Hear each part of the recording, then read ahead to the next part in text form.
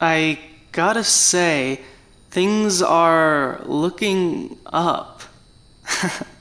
Is that incredibly unlike me, being positive about things for a change? Well, I don't know, call it an upswing or whatever you want, but honestly, this is the best I've felt since I got here, really, yeah. I don't think we've ever been this close to figuring it all out. And I think we can do it.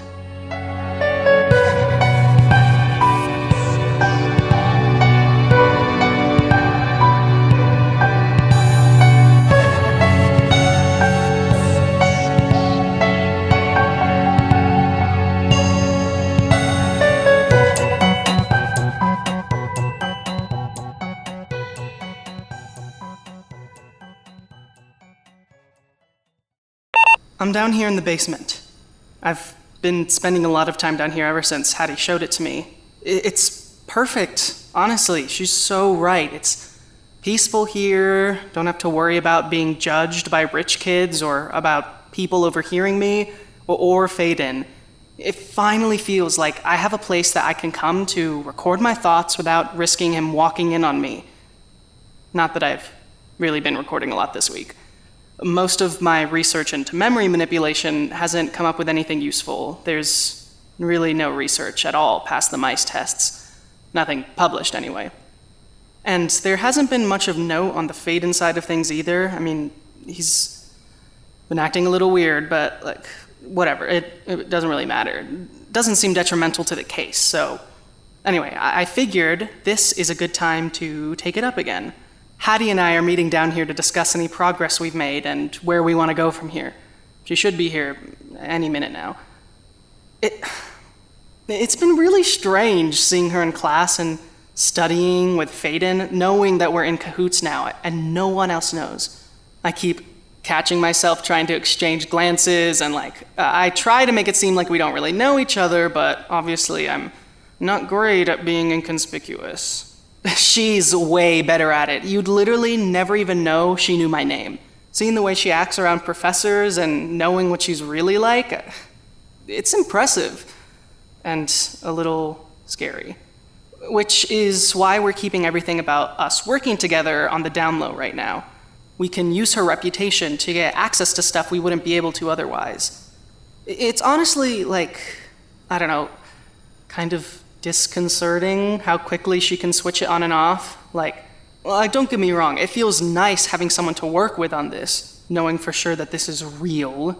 I really don't know how much longer I would have lasted on my own before.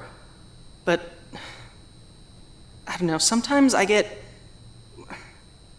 she's so good at manipulating the professors, prefects, really anyone she needs to. I get that, it's just it's her thing, and honestly, it's kind of great seeing her make asses out of the prep school elite without them even realizing it, but I don't know, what's to keep... I'm not saying that I don't...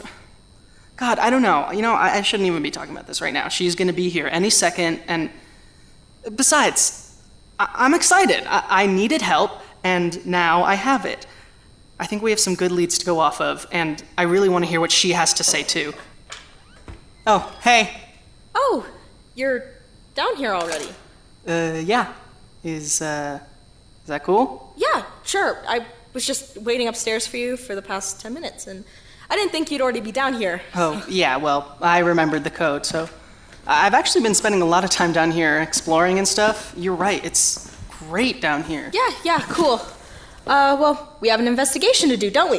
Yes, let's discuss. I honestly don't have that much to report. None of my memory research really came up with anything new. Damn, I guess the rats win with this one today. Anyway, I talked to some of the faculty about Aidan's recent behavior, performance, stuff like that. Basically, all they said was that they didn't notice anything wrong. So, they actually said he's been doing a little better academically. Honestly, I feel like as long as he's getting straight A's, they don't really pay attention to anything else. Figures. Yeah. They seem pretty oblivious for the most part, which is frustrating. Another thing that's frustrating is that, unfortunately, I think our theory is right. I showed my sketchbook to some friends and professors, and casually flipped through some of the pages with the real Aidan on it to see if anyone would recognize him, and not a single person did. So, one of them literally asked if he was an OC. So, yeah. If you aren't already suspecting something, then nothing's gonna register, even if you explicitly see the real Aidan. I mean, I guess that makes sense, though. When I saw Faden, I'd already spent the whole day worrying about Aidan and what happened to him, so it already didn't seem right. That recording was just the final push to make me realize. And you said you didn't even notice anything until you started getting suspicious too. Like, do you think if you'd seen the sketch before you did, then you'd have recognized him? Honestly, no. I don't know how you feel, because you only knew him for like a day. But the part that makes me feel the weirdest is that I still don't recognize him. In the sketches? Like, I know that this isn't the person we've been seeing for the past few weeks, and that must mean he's been replaced, but I still can't recognize this person that I drew. Like, it doesn't register in my brain at all. It's like I never met him. But I had to have, right? I mean, he was my friend for 2.5 years. I mean, he was at least kind of my friend. I mean, how messed up is that? Patty, hey, it's okay. It's not your fault. Someone did this to you. To all of us. But we're gonna find Aidan, and we're gonna find out who did this to him. You're damn right we are. Listen, all we have to do is point out to everyone how weird Faden is acting.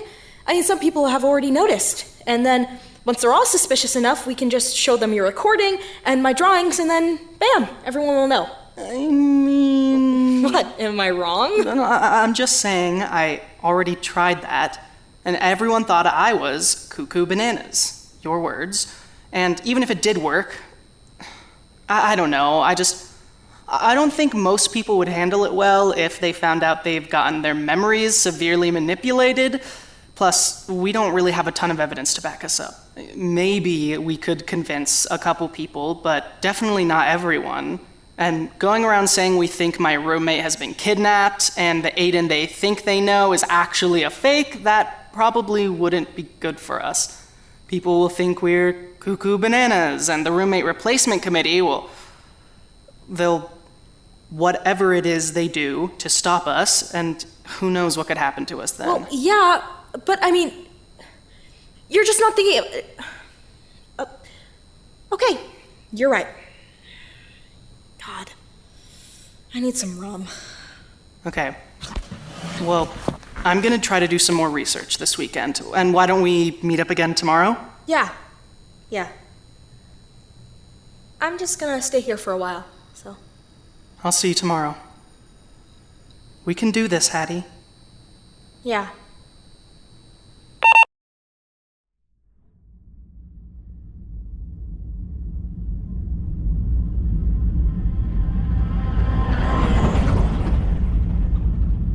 Have an apology to make. Well, perhaps not an apology, an explanation. An apology. It is possible to explain one's actions while still offering an apology for them. It is a balance, a skill not many have mastered. Most do not even try. But I will try. I will try. It is simply difficult for me to feel this way. I have a challenging time accepting these feelings. I thought for a long little while that this was over for me. I was I was a lake with no water at all. All dried up, an evaporated body of dirt, and all of the empty mass began shriveled up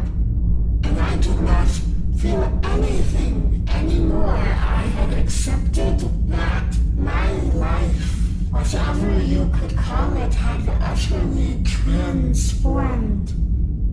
I had metamorphosized thoroughly and completely.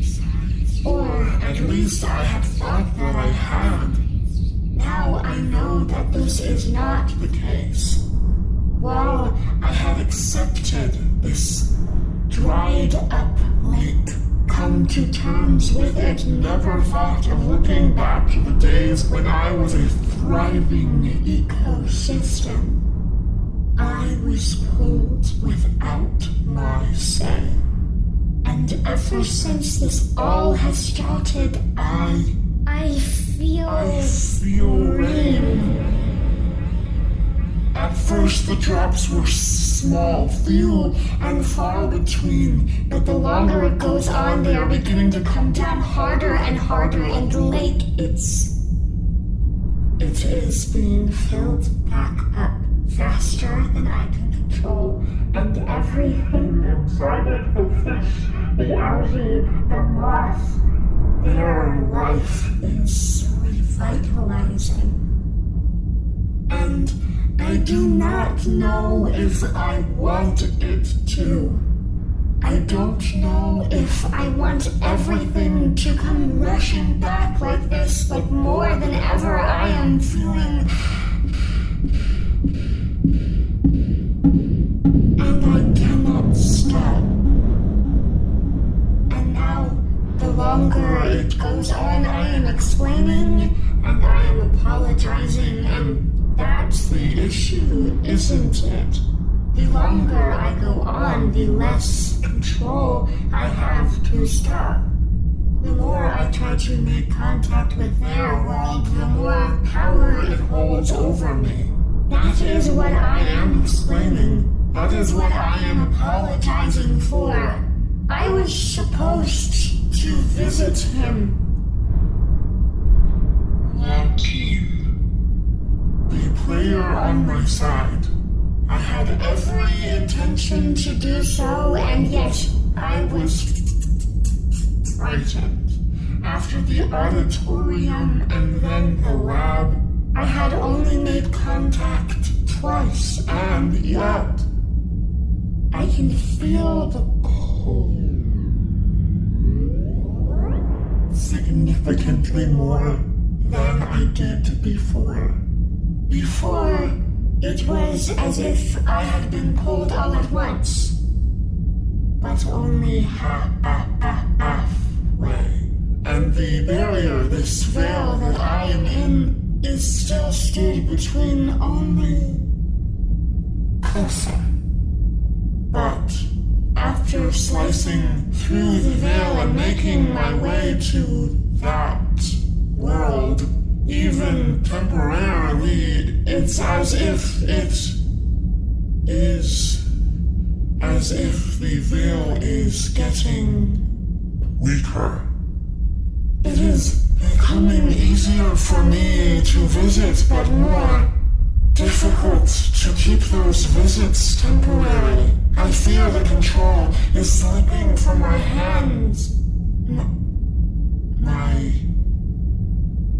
hands. Yes. And it is not as though I've done nothing. I've tried to make contact, and even now I am planting seeds in his head, nudging him in the right direction. And yes, there's a new player, and she too is on our side, but even so, there is more I can offer them. I know it needs to be done. I am a coward. I will admit that. I will go to him. I simply must build up the courage first, and then I'll do it, even if the storm bellows and the lake fills up, overflows. I will do it. I can't let it happen again. I won't let her.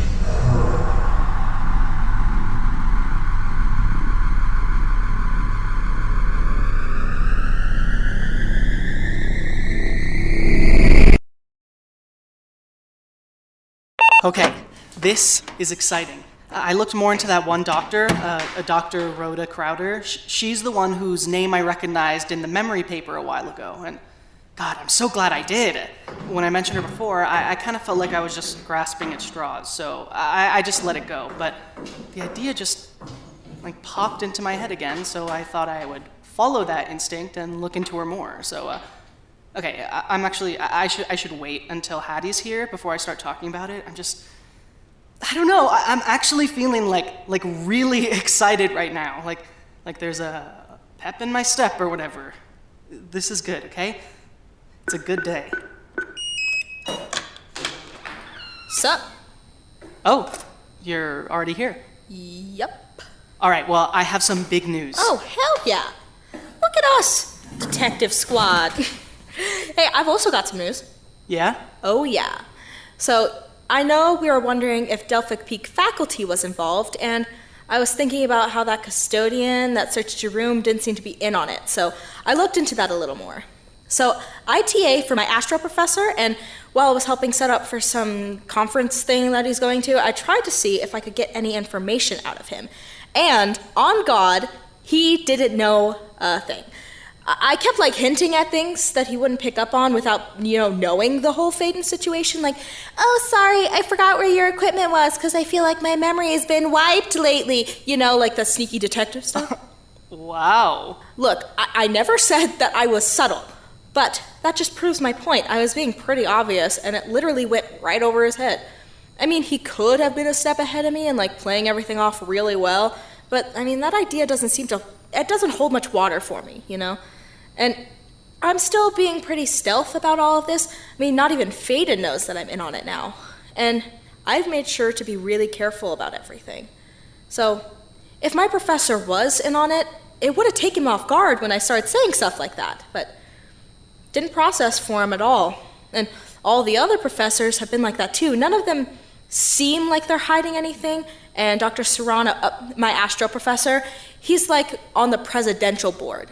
He's legit in one of the highest positions at this school and even helps make policies and stuff, which, one, it's low-key his fault that we can't get any Wi-Fi out here because rich people are crazy, and two, it means that if he doesn't know any of this, then the faculty probably isn't involved at all. Exactly.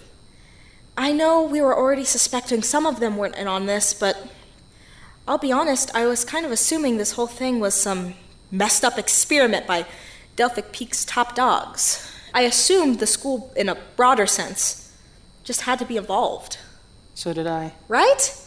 But now I don't know. And if it's not Delphic Peak, then who the hell could it be? I mean, who the hell could be invading our school without any of the faculty noticing? I think I may have an answer to that. Wait, for real? Uh-huh. When I first started looking into this stuff about memory, this one doctor gave some quote about it, and I recognized her name, but I couldn't remember where from exactly. I didn't give it much thought before, but today I got the idea to look more into her, and I'm so glad I did. I found lots of papers and experiments she's run, and the craziest part is, I know her. Well, I mean, kind of. I knew her name sounded familiar, and apparently it's because a couple years ago I did a school project on her work. For one of my classes, we had to do a report on actual scientific research being done in the field right now, and try to interview people working on it and stuff. Well, she was working in Evanston, which is only an hour and a half drive from where I live, so I thought I'd try to interview her. Especially because her work actually seemed really interesting. What was it? Basically, she theorized about the origin of all matter and energy in the universe. Wait, that makes no sense. That's like Astrophysics 101. Matter cannot be created or destroyed. The same with energy. Right, but she believed that there was evidence that went against that idea. And I mean, you can't deny that despite the laws of conservation of matter and energy, no one actually knows where it all came from. Matter formed from energy. Right, but where did that come from? Well, I mean, there are theories that... But no one really knows, right? And so how could it possibly have been not created? Because that goes against everything we know about the laws of the universe. Yeah, but we thought that about a lot of things. The Earth revolving around the sun, the size of the universe... Okay, Joaquin, why are you being a dick right now? I'm not. I'm sorry. I'm just saying she was on the cutting edge of the field and getting a lot of pushback from other astrophysicists. Pretty much everyone was saying exactly what you are, but she was able to get her research funded for a while, and when I read about her work, I thought it was really fascinating, so I decided to do my project on it. I went to Evanston after setting things up with her university, but they were like ridiculously secretive. I got there and I waited for like an hour, and then she didn't even show up. They sent out some rando intern who was barely involved with the project, and he was like, "Sorry, it's against protocol for the doctor to speak in interviews herself, but I'll be happy to answer any questions you have." Which, like, okay, you could have told me that in any of our emails, but whatever. It was weird as hell. And he didn't even give me clear enough answers to get a good grade, so I snuck into her lab. Wait, you what? Yeah, I was pissed. I'd driven all the way there. Well, my boyfriend drove me, but whatever. We drove all the way there, and they weren't even going to give me what they promised, so I made this plan over the next week and then came back and snuck into her lab when no one was there. I mean, it wasn't her lab, just where they keep a lot of files on the progress they're making and stuff, and yeah, I was found and kicked out almost immediately, but I still got a lot of information first. Damn! Joaquin, that sounds like some shit I'd do! Yeah, well, I was curious and frustrated. It was equal parts for school and out of spite. I mean, mad respect, but what exactly does this have to do with anything? Our memories are the problem here, not whether you can disprove modern physics. I know, but listen, by the time I was doing my school project, most of her work was just based on trying to find if there was a source or something, based on, I don't know, like energy readings and stuff, and then potentially using that as a source of renewable energy. Sounds bonkers. Right, most people thought so too. But apparently since then, she's made more progress. When I looked up her name on some of the databases, it came up with some journals talking about energy readings and signals she was receiving, and these were like massive amounts of energy, like almost incomprehensible amounts.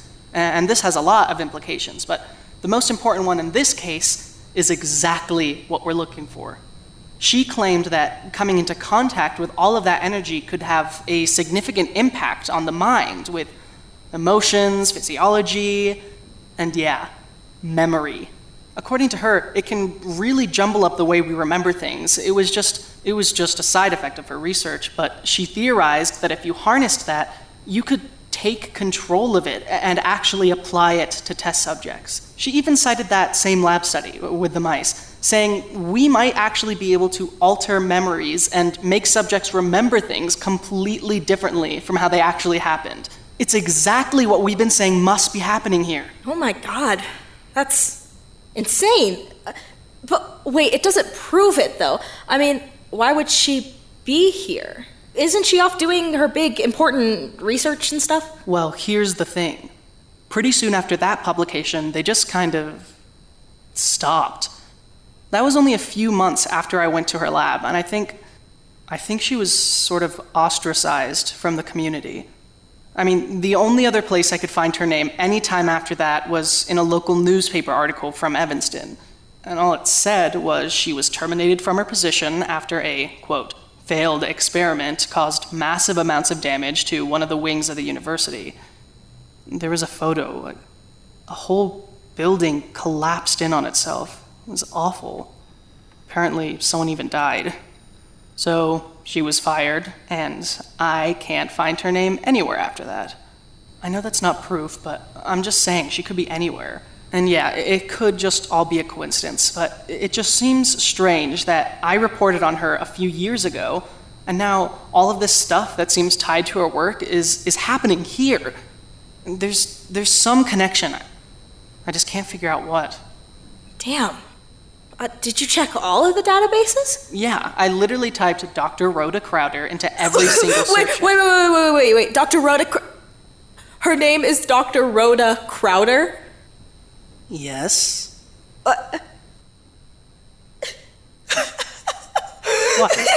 What's so funny? Hattie, what is it? Well, I mean, that settles it then. Hattie, what? Oh my god! Joaquin! Dr. Rhoda Crowder?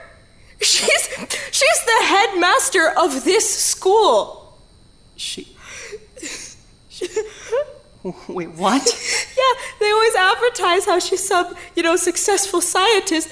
I guess they just conveniently leave out the part of her killing someone and getting shot from her field. What do you mean she's the headmaster? What do you mean, what do I mean? I mean, she's been running Delphic Peak for the past 2 years. Didn't you recognize her when she spoke at the assembly earlier this month? Well, I never saw her face before. She wasn't there when I snuck into her lab.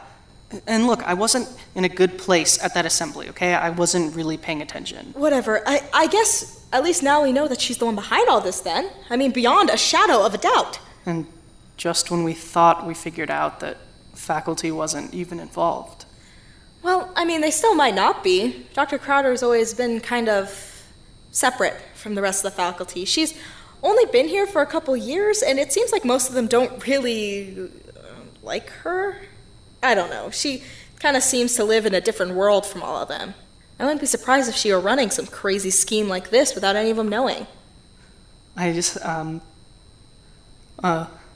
sorry, I can't even wrap my head. Sorry, I think I need to lie down.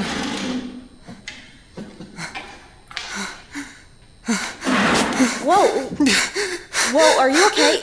Just Easy, Joaquin. Hey, just don't Joaquin, touch me, okay? Hey, Don't look at me.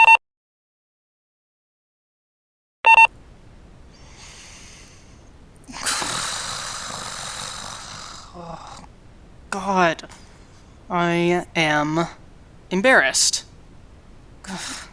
Why do I do this? I mean, yes.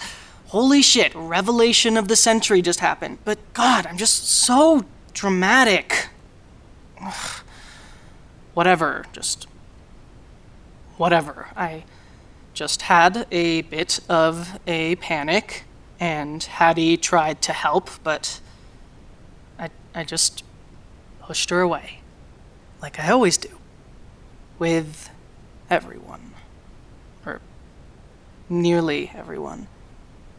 I just ran out of the basement and found some corner to be alone and let everything pass. So, who knows what Hattie thinks? Maybe she thinks some... I don't know. She's probably worried, but hey, wouldn't be a Joaquin Moreno panic attack if I didn't isolate myself and not consider anyone else's feelings. So, and let's not forget the self-pity afterwards. Sorry. I know that I'm being... Look, let's just have a talk about this brand new information we have. Dr. Rhoda Crowder, with whom I have a direct connection, is the headmaster of Delphic Peak Preparatory School, and more than likely, the person pulling all of the strings. Just... How the hell did I not know this sooner? I feel like such a dumbass. Okay, look, I don't think it's been a secret that I don't want to be here. I've had absolutely zero inclination to look into the specifics of how the school is run. I just wanted to get in and get out as fast as I could. And it's not like I have the perfect memory of a science project I worked on years ago. I just can't believe it's been sitting right under our noses. Or, I guess, looming right above our heads might be more fitting. She runs everything around here. No wonder she can get away with shit like this. And Faden, does he work with her? Are they on some team together? God, Faden, I could barely even look at him when I got back tonight.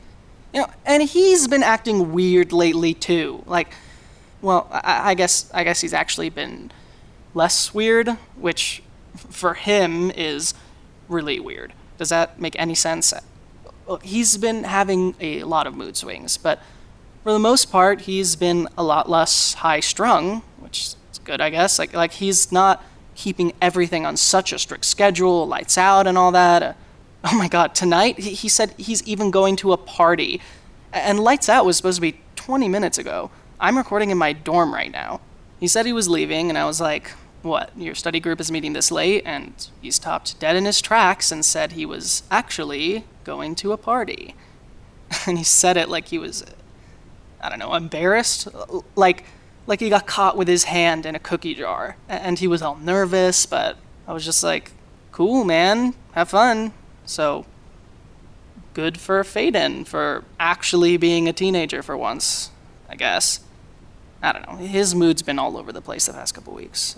Anyway, I don't know why that's the thing that's sticking out to me right now. I should probably be focusing on what to do about Headmaster Crowder. God, that is so strange to say. Obviously, this is insane, and it was enough to make me freak out earlier, but this is good. Like, it's actually really good. I mean, it's like all the pieces of the puzzle are coming together, and now we just have to figure out how to arrange them, you know? So what's our next step? I think if we go...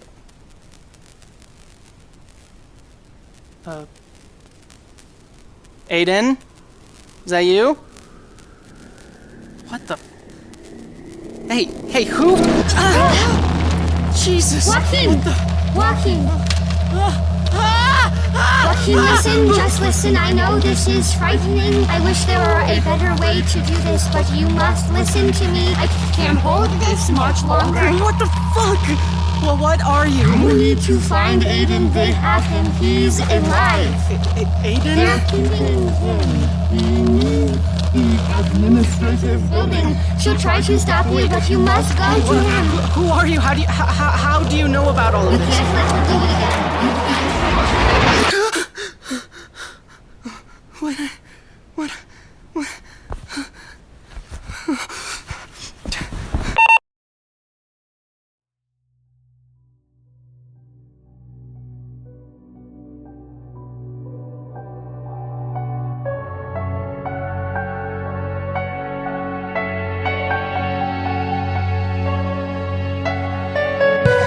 In Astra is written, directed, and produced by B. Delapiane, with story editing by Elliot Sutton and Sienna Delapiane, art by Deja Brown, and music by Cole Ramirez. Episode 5, A Dried Up Lake, featured the voices of B. Delapiane as Joaquin, Rachel Feria as Hattie, and Jesse Carl as the Space Being. For more